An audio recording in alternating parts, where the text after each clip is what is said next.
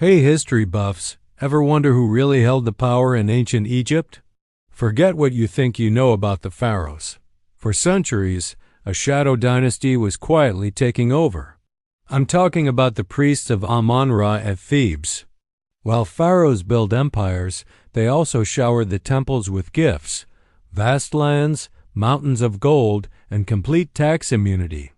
This generosity backfired, big time. The priesthood's wealth exploded, eventually dwarfing even the pharaoh's treasury. They weren't just spiritual leaders. They became a state within a state. Corruption was rampant. We have records of families like Pharaohs III's who fought for 150 years against priests who stole their inheritance through bribery and violence. This internal rot and the priests' immense power created a shadow government, slowly chipping away at the pharaoh's authority and paving the way for the new kingdom's dramatic collapse.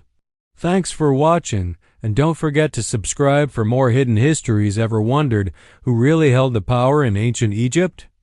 We often think of the pharaohs, those god kings with their golden masks and towering pyramids. But what if I told you there was another power, a shadow dynasty operating behind the scenes, pulling the strings of the empire? A power that grew so immense it eventually rivaled the pharaoh himself. This is the story of the priests of Amun-Ra, the secret rulers of the Nile.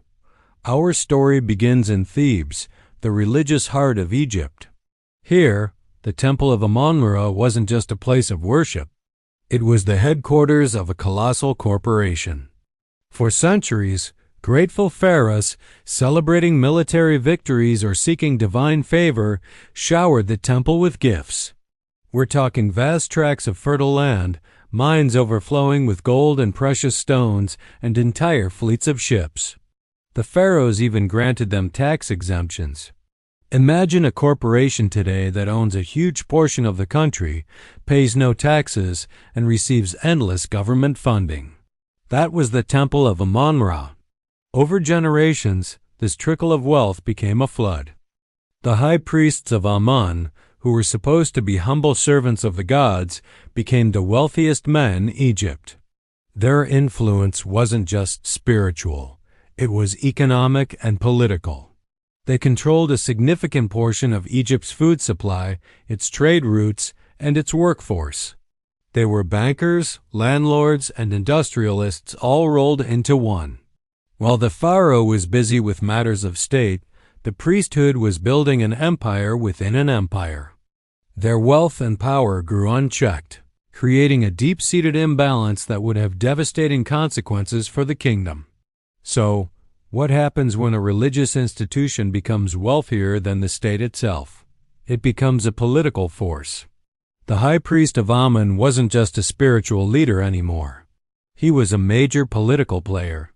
His position became hereditary, passed down from father to son, creating a dynasty that ran parallel to the pharaohs. They had their own private army, their own courts, and their own network of officials. The pharaoh might have been the face of Egypt, but the priests were its backbone and increasingly, its brain.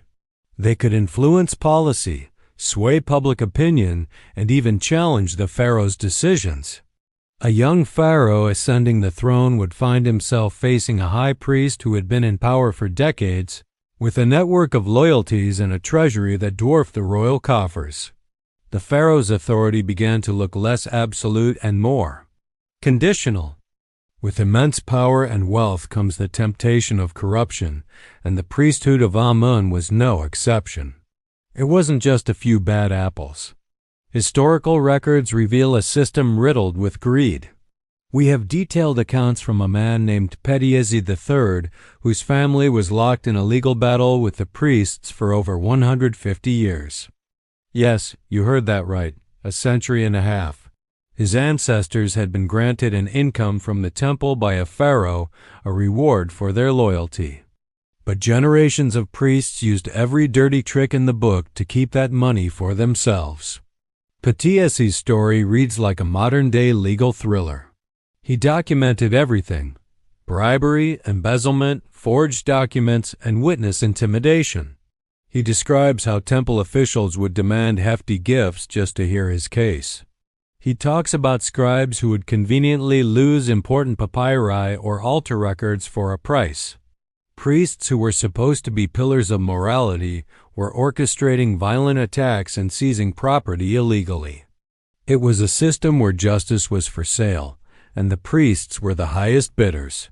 They were a law unto themselves, operating outside the pharaoh's control, creating a shadow legal system where their word was absolute and their greed was the only guiding principle.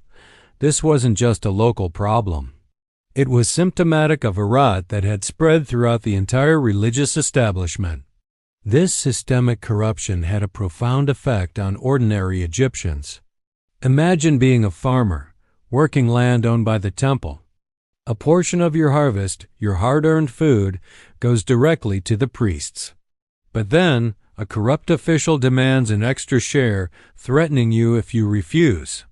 Or perhaps you're a craftsman, and the temple, your biggest client, suddenly withholds payment based on a fabricated excuse, knowing you have no real way to fight back. This was the reality for many. The priests weren't just stealing from the state.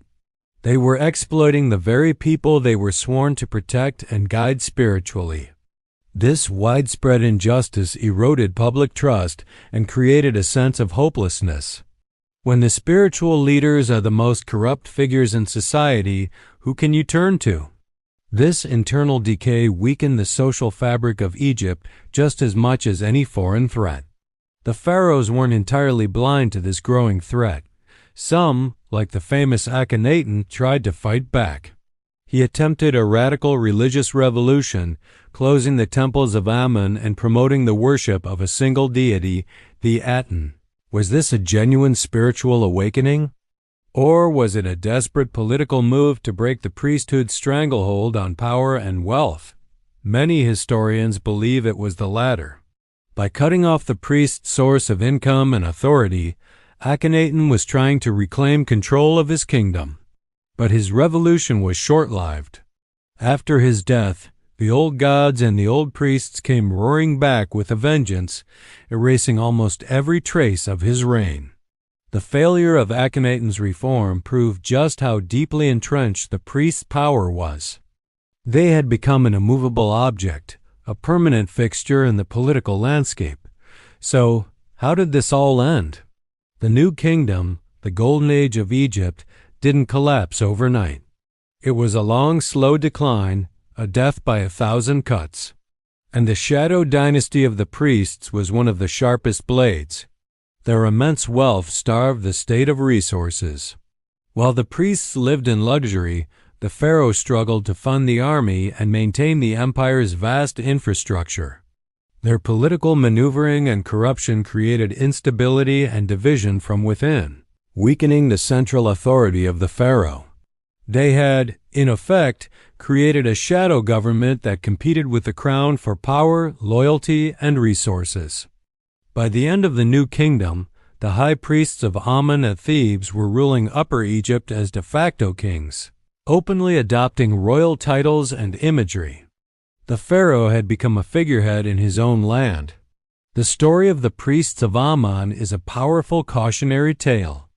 It shows how unchecked power, even when it begins with pious intentions, can lead to corruption and decay. The very institution meant to spiritually support the kingdom ended up contributing to its downfall. It reveals a hidden layer of ancient Egyptian society, a world of political intrigue, economic warfare, and systemic corruption that is often overlooked in our popular image of pharaohs and pyramids.